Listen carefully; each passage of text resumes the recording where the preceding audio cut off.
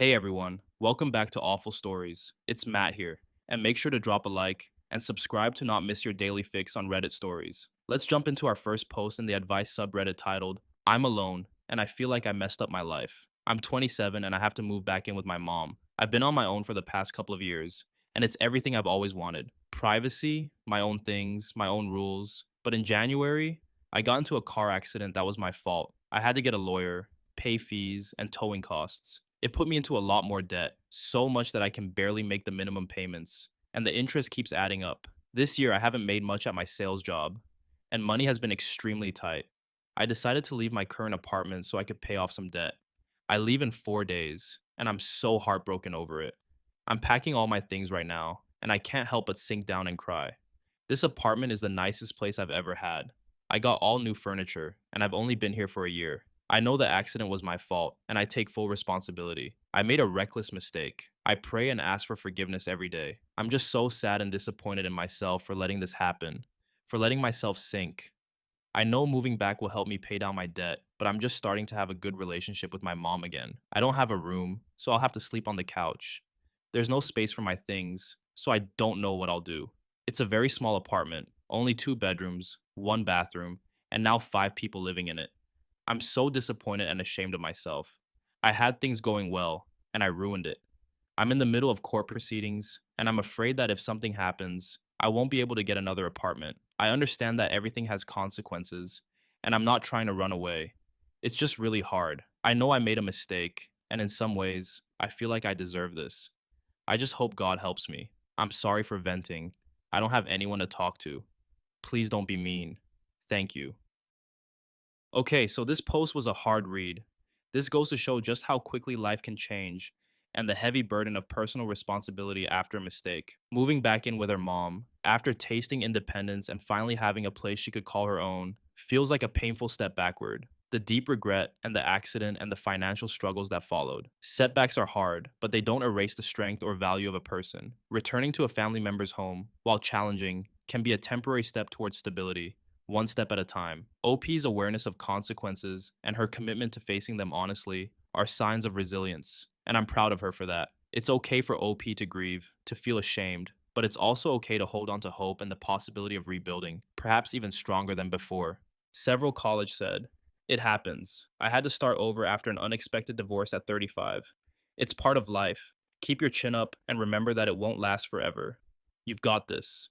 To this okay introduction said, same here. I had a newborn, no job, and left an abuser at 34. I got back on my feet at 37, started saving for a house, and decided on a career change. You start over in life all the time. You'll be all right, OP, one day at a time. Fabulous said, huge props for owning up to your mistake. That's a rare quality these days. Show gratitude to your mom every day, rent a storage unit for your things, and start working on a side job or going back to school. Keep doing that until you can forgive yourself. To this comment, Louder said, this is important to acknowledge, OP. It says a lot about your character that you aren't blaming others, the world, or bad luck for the situation. It shows that you take full responsibility for your life, and that is a very good trait to have. That said, don't be too hard on yourself. Being the type of person who owns every mistake and takes responsibility can also make it easy to get down on yourself for messing up. It's important to remember that things happen, and they don't define you. Car accidents happen every day to people in all sorts of circumstances. Many people, especially our generation, have had to move back home for financial reasons. They're smart, capable, and responsible, but just going through a difficult time. Make sure to try to frame this experience in a healthy, growth oriented way. Yes, it's tough and far from ideal, but there are many good aspects to it. I assume you have a positive relationship with your parents since they're taking you back in, so see this as an opportunity to spend more time with them. Time you otherwise wouldn't have had. Parents don't live forever, and that can be hard to face.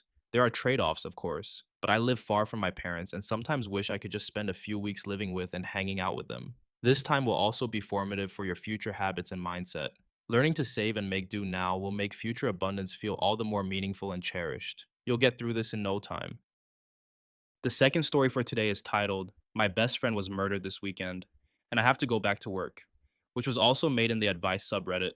I lost my closest friend this weekend in a horrific way. I've been allowing myself to feel my emotions and have been constantly talking with my mom and sister, who are really the only family I have. I've also been speaking nonstop with an investigator and submitting a lot of traumatic evidence to the police station. I don't have a large friend group. It mainly consists of my coworkers, and I wouldn't necessarily call them close. I'm terrified that if I mention this loss to anyone at work, I'll be sent home to grieve, but I think that would only bring me more stress. I already struggle with social anxiety and a lot of trauma, and I'm afraid I'll become stir crazy after this tragedy. I currently have only minimal therapy once a week, but it's not specific to trauma. I would really like to connect with people who have been through something similar and wouldn't mind sharing how they cope. She was the only person I could call for advice at any time. I'm so devastated. Edit. I got the week off and I'm getting paid. I'm staying at my mom's and she's planned many tasks for us to do. I'm incredibly thankful to everyone who reached out and I'll reply soon. Unfortunately, my friend's murderer is still at large. I know exactly where he is and he's attempting to flee, but all the evidence is still under investigation. I'm going to call the detective today in hopes she has some updates for me. Last edit. He was apprehended. I genuinely cannot thank everyone enough in this thread who insisted I take the week off.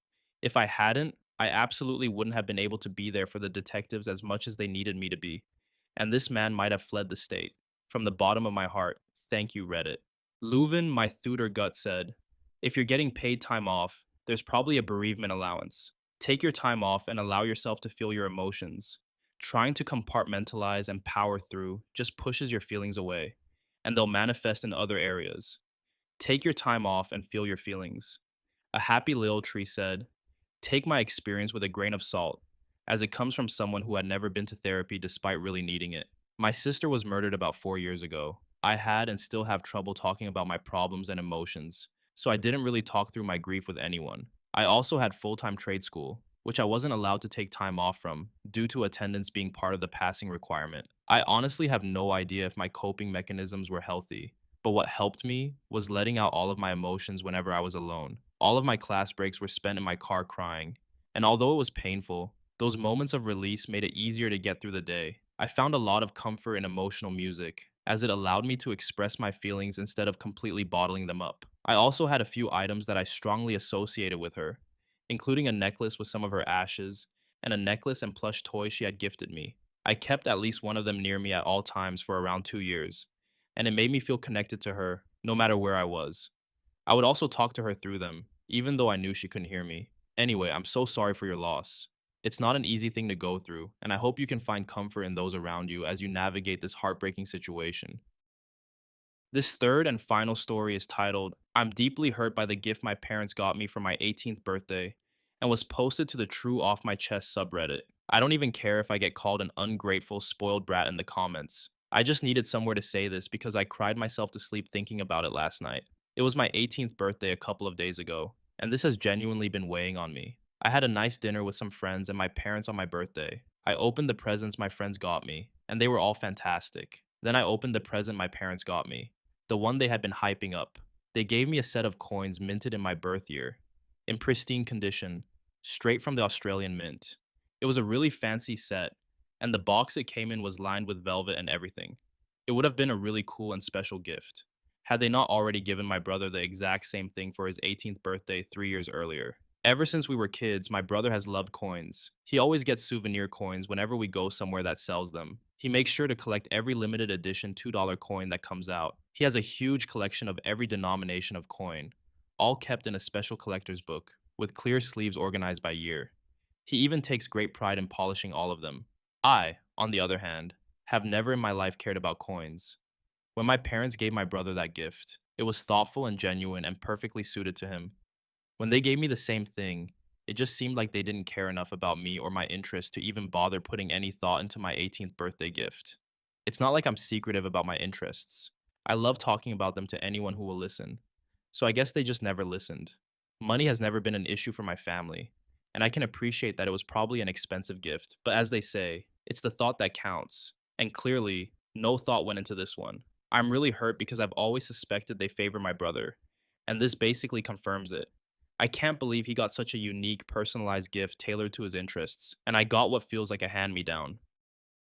Reading OP's experience, I honestly felt a punch of secondhand disappointment. Like, I know the thing with it's the thought that counts is cliche, but it's also painfully true in moments like this. I just get so frustrated for OP because turning 18 is supposed to feel a little bit magical, or at least memorable, And instead, OP's left with this weird ache of being overlooked. Even if the gift was expensive and technically nice, it missed something huge, the sense that it was chosen for them.